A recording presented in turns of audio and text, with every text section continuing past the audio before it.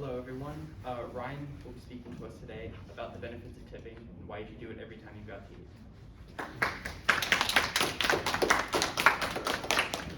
Thank you.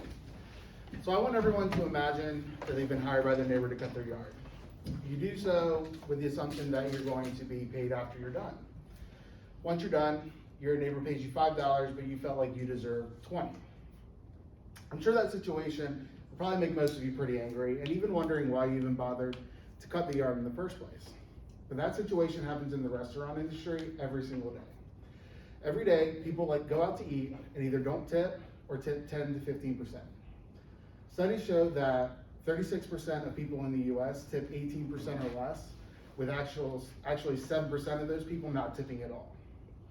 That means that 1 in 3 tables that a server serves will tip them less than 18%. I'm here today to let you know why it's important to tip appropriately, not just for your server and your bartender, but for yourself as well. So first, we need to establish what an appropriate tip is. An appropriate tip is 20% or more of the check. The reason why 20% is the minimum is because, in most cases, servers will actually have to tip out based on sales. Though you do not directly pay hosts and bussers, restaurants often ask servers to help with tip out. That means that a server will generally walk out with about 18% or less after tip out, and in instances where people don't tip, a server will actually lose money on that table. So how does not tipping affect you? Yeah, you might leave the restaurant with a little bit more money in your bank account, but in the end, that money's still gonna come out, and here's why.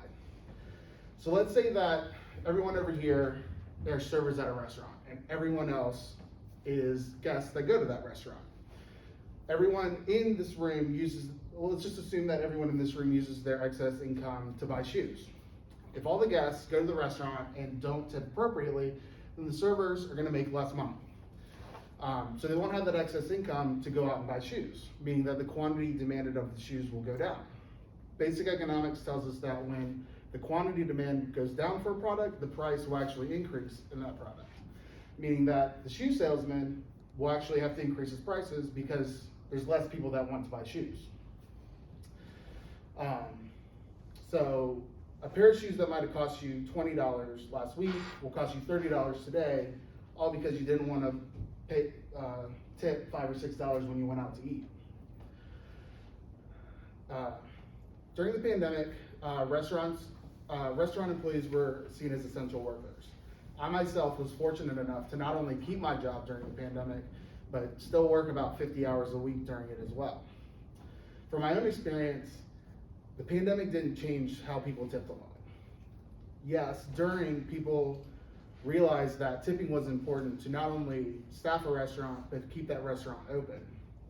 But when it came time for people to go back to sitting in restaurants, it's like they resorted back to how things used to be. What happened? Restaurant employees aren't any less important, and we're still exposing ourselves to people, hundreds of people a week. So I asked, if restaurant employees were essential during the pandemic, then why aren't we treated like we're essential after the pandemic? So I want you to remember this information, or what you just heard when you go out to eat. Tipping appropriately is important not only for you, but for the servers as well. Servers will gain increased income, which will be allowed to put back into the economy to keep prices low, and you, the customer, not only get the benefit of that low economy, but get to feel a sense of fulfillment knowing that it couldn't have happened without your generosity. So when you go out to eat, tip appropriately. If you find yourself having trouble deciding to do so, I want you to think about how you would feel if your boss didn't want to pay you for a job. Thank you.